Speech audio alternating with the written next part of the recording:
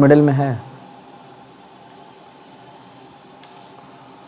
Hi dear students, I am Vivek Sharma. I am your English teacher. Welcome you all live online classes Vidyasagar. Today I am going to explain your second poem, Fire and Ice, that is composed by Robert Frost. This poem is taken 10th class CBSE board.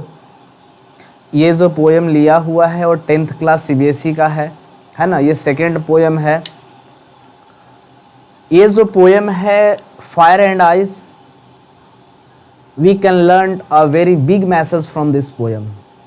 Robert Frost takes two examples and he takes two predictions how world will end. First is one fire and second is one ice. Next, firstly I would like to explain about your poet Robert Frost. Robert Frost एक ऐसे poet हैं जो काफ़ी English entire history में इनका काफ़ी बड़ा एक योगदान है। इन्होंने एक काफ़ी famous poem stopping by woods on a snowing evening इन्होंने राइट किया है, जो काफ़ी इंटरेस्टिंग पोएम है। क्लास 12th में पढ़ना है। एक आप पढ़े होंगे क्लास 9th में CBSE में द रोड नॉट टेकन, ये भी रॉबर्ट फोस्ट का ही लिखा हुआ। मतलब हम कह सकते हैं रॉबर्ट फोस्ट एक रियलिस्टिक पोएट है। मतलब लाइफ के बारे में जो भी हमारे लाइफ पे जो इम्पैक्ट पड़ता है, सैडनेस हो, हैप्पी हो, जॉयनेस हो, किसी चीज़ का जो रियल होता है, जो हमारे लाइफ के ऊपर जो इम्पैक्ट उसका सीधा पड़ता है, उस चीज़ के बारे में इन्होंने हमेशा लिखने की कोशिश की है, जिसके करके इनको आगे जाकर पुलिट्जर प्राइज भी मिला। And you also know about Robert Frost. Robert Frost is an American poet, एक अमेरिकन पोएट है ना, जिनको अच्छे पोएम लिखने के फलस्वरूप पे इनको एक पुलिट्जर प्राइज भी मिला है ना। तो अब हम बात करते हैं फायर एंड आइस। एक सिंबॉलिक पोएम है। We not focus on the literal meaning of fire and ice, हम लोग इसके रियल मीनिंग पे नहीं जाएंगे, because this is a symbolic poem. Fire का मतलब यहाँ पे रॉबर्ट फोस्ट ग्रिड से इसको कंपैरिजन करते हैं। फायर मीन्स ग्रिड, मतलब लालच। Ice stands for hatred, ice stands for hatred मतलब नफरत। These are two terms. By the help of these terms, Robert Frost explain a big meanings, and there is a very important for us.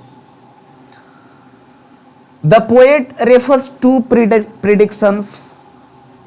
By the help of two predictions, the world will end. इस संसार समाप्त हो सकता है। First is one fire. Fire means what?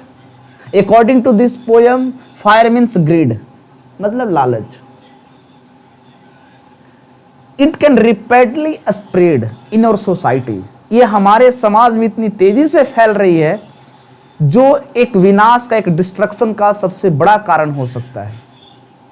This is a very big issue for society, because more gets and more wants. जितना लोगों को मिलता है उतना ही पाने की और कोशिश करते हैं, है ना। There is no limitations of satisfaction, there is no limitations of humanity. वो कुछ इस चीज के लिमिटेशंस पे नहीं जाते हैं, जिनको जितना मिलता है उतना ही और पाने की कोशिश करते हैं, जिसके कारण से हमारे मन में लालच आ जाता है और ये क्या होता है, उसका बुरा परिणाम निकलता है। First. Second is one ice. Ice stands for hatred. Hatred means what? नफरत। इन हिंदी मीनिंग नफरत। आज देखा जाए तो आज हम लोगों के बीच में, हम लोगों की सोसाइटी के बीच में कहीं ना कहीं उतार चढ़ाव, किसी के साथ डिस्क्रिमिनेशन, छुआछूत, भेदभाव है। ये नफरत हमारे बीच में पैदा करता है, जिसके कारण से भी एक क्या है, विनाश का कारण है। तो इस पोएम में हम दो चीज को देखेंगे, पहला लालच और दूसरा नफरत। You can say in English greeds and hatred. Clear है? Now I am going to explain our poem. Robert Frost takes an example of two types of people. First is one who assume world will end in fire, and other is one who suppose and assume world will end in ice. Now first two lines I am going to explain. Some say world will end in fire, some say in ice. कुछ लोगों का ऐसा मानना है, कुछ लोग ऐसा कहते हैं कि जो धरती है, जो पूरी दुनिया है, वो आग में समाप्त हो जाएगी. Fire means what? लालच में समाप्त हो जाएगी. और कुछ लोग कहते हैं ये वर्ल्ड जो है, संसार, किसमें?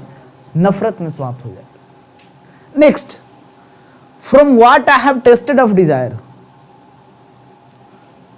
I hold with those who favour fire. But यहां पे रॉबर्ट फ्रॉस्ट कहते हैं from what I have tested of desire.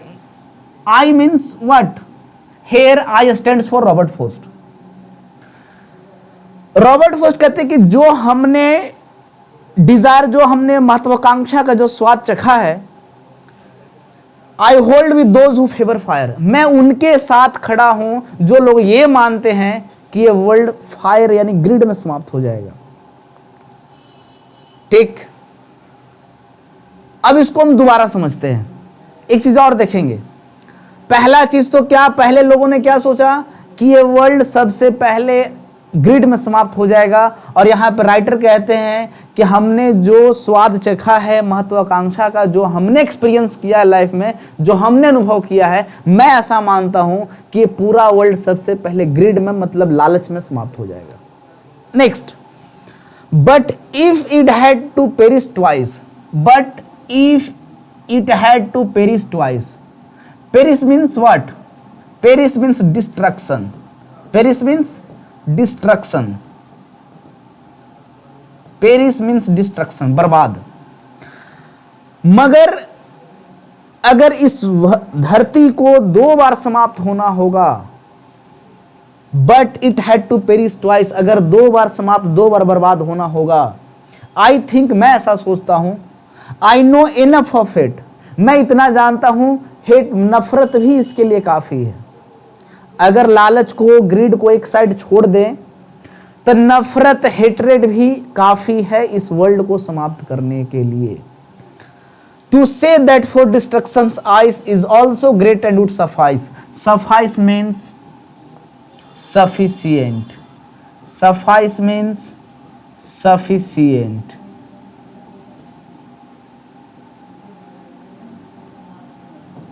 Sufficient मतलब पर्याप्त.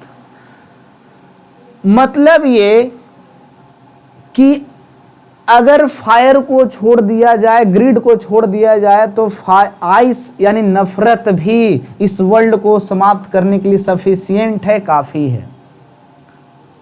अब इस दोनों पैराग्राफ में हमने क्या देखा? 2 तरह के लोग देखे. फर्स्ट, वैसे पीपल हैं जो ये मानते हैं कि वर्ल्ड पूरा फायर में समाप्त हो जाएगा, मतलब लालच में समाप्त हो जाएगा. दूसरे तरह के वैसे लोग हैं जो ये मानते हैं कि पूरी की पूरी धरती नफरत यानी आइस में समाप्त हो जाएगी. यहां पर रॉबर्ट फ्रॉस्ट क्या कहते हैं? रॉबर्ट फ्रॉस्ट ये कहते हैं कि मैं सबसे पहले, मैं उनके फेवर में हूं जो ये मानते हैं कि धरती सबसे पहले आग में समाप्त हो जाएगी. हाँ, लेकिन अगर इस वर्ल्ड को 2 बार समाप्त होना होगा, if it had to perish twice, अगर 2 बार समाप्त होना होगा, then I think I know enough of it, नफरत भी काफी है. क्लियर है? तो आई थिंक, मैं ऐसा समझता हूं कि आप इस पोयम को समझ चुके होंगे. फिर भी if you have any problem you can ask me any questions directly. Then I'm going to explain some important questions, some poetic device according to this poem. कुछ हम लोग पोएटिक डिवाइस का डिस्कशन करेंगे इस पोएम के according, जो काफी important है, एग्जामिनेशंस में जनरली पूछा जाता है. इसमें सबसे फर्स्ट अगर हम बात करें तो सबसे फर्स्ट इनके अंदर जो पोएटिक डिवाइस है, first इंजैपमेंट.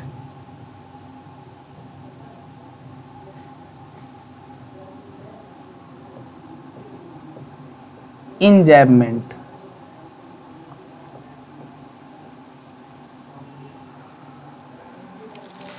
Poetic device, what is poetic device?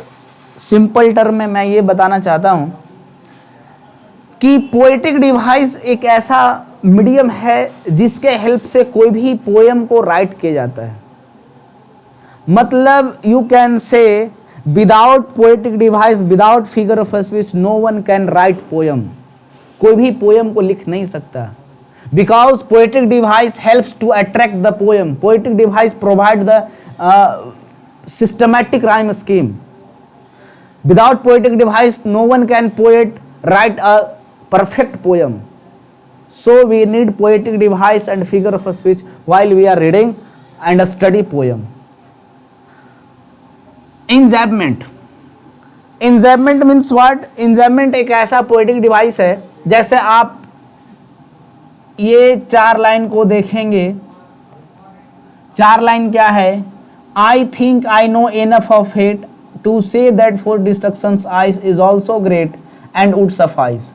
अब इस 4 लाइन में देखेंगे आप क्या कि बीच में कोई भी फुल स्टॉप, बीच में कोई भी कॉमा, सेमी कॉलन कुछ भी नहीं है, केवल डायरेक्ट में है, केवल लास्ट में यहाँ पे दिया हुआ। देखिए आप इस 4 लाइन में केवल लास्ट में फुल स्टॉप है, बाकी कहीं पे भी कॉमा या सेमी कॉलन नहीं है। तो a paragraph more than 2 lines written without any punctuation marks we known as enjambment. अगर कोई भी पैराग्राफ, किसी पोएम का कोई पैराग्राफ, कोई एक्सट्रैक्ट बिना किसी पंक्चुएशन मार्क्स का लिखा हो तो उससे हम enjambment बोलते हैं। क्या बोलते हैं? enjambment बोलते हैं। अब यहाँ पे देखते हैं क्या कि कोई भी सेमी कॉलन नहीं है, कोई भी फुल स्टॉप नहीं है, डायरेक्ट यहाँ पे फुल स्टॉप है, तो हम कह सकते हैं पूरा का पूरा क्या? enjambment है। Understand? Next, anaphora.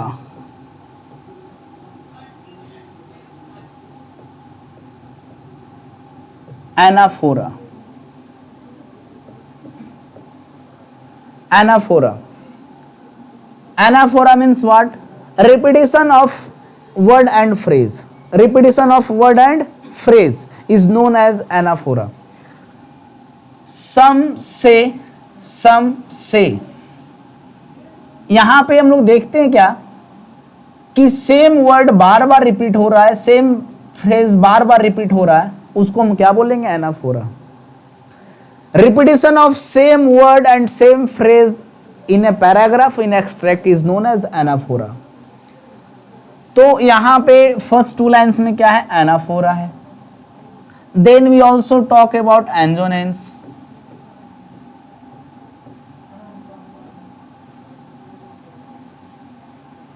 What is the meaning of assonance? Assonance means what? Repetition of vowel alphabet letters. Repetition of vowel alphabet letters is known as assonance. ध्यान देंगे यहाँ पे, आप इस लाइन को देखें, आप लाइन नंबर 4 को देखेंगे। I hold with those who favor fire. O, O, O, O. And this is vowel alphabet. Repetition of vowel in a same line. O, O, O, O.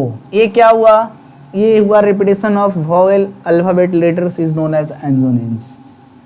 हम बात करते हैं consonance.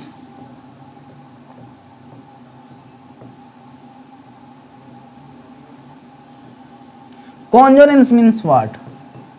Consonance में repetition of consonant alphabet letters.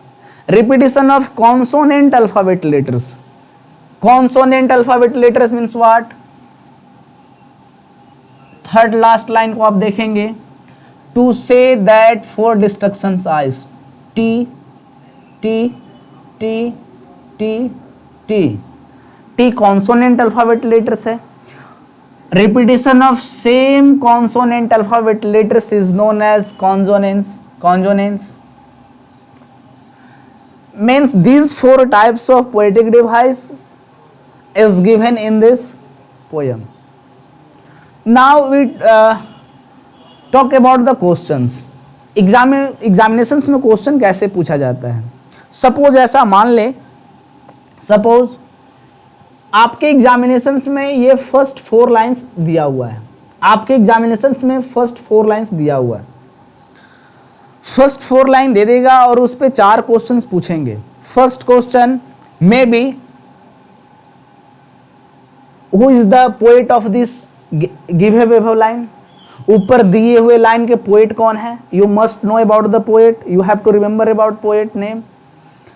Then दूसरा पूछ सकता है above given line belongs to which poem, you also know about the poem name. Next question he can ask what is the particular meaning of tasted and what is the synonyms of tasted, he can ask.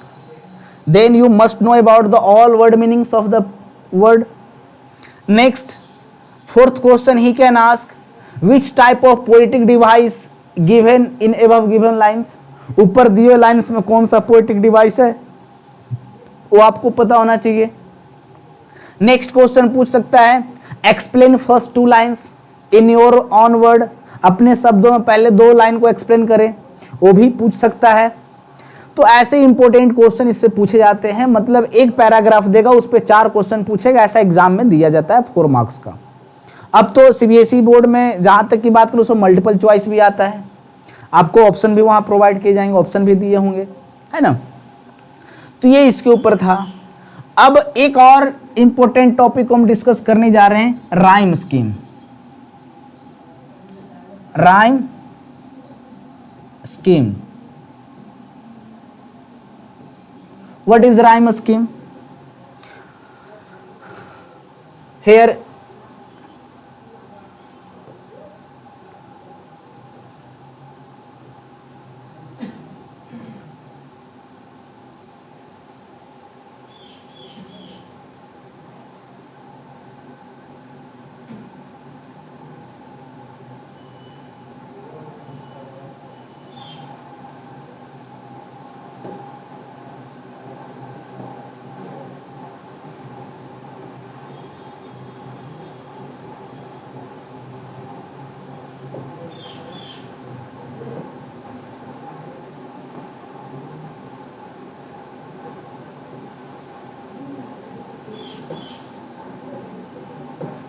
Rhyme scheme देखेंगे,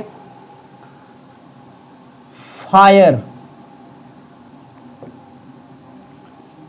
fire, desire, fire. पहले first 4 lines को लेते हैं, fire, desire, fire, ice twice, fire A, desire A, fire A. जिसका last word, last terms का pronunciation same हो, है ना, उसको हम ए मान लिए। आइस ट्वाइस, इसको हमने 20 एज्यूम कर लिया। नेक्स्ट, इसका राइम स्कीम क्या हुआ? A B,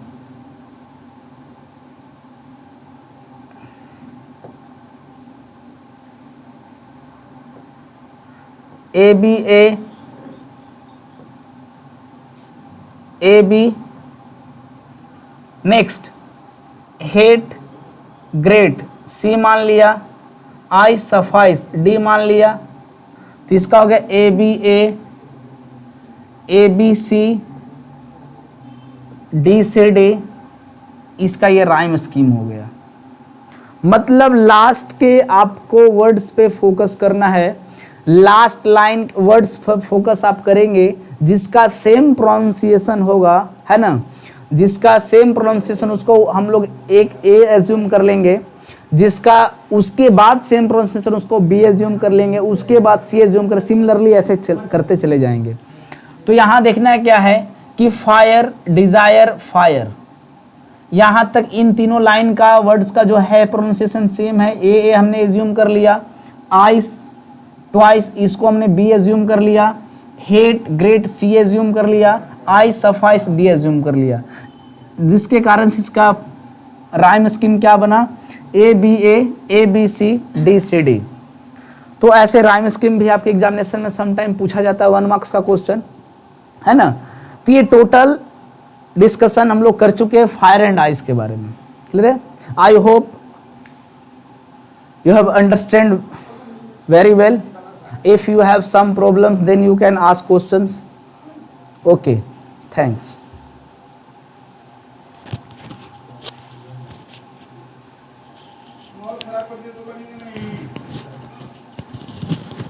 Sonu sir,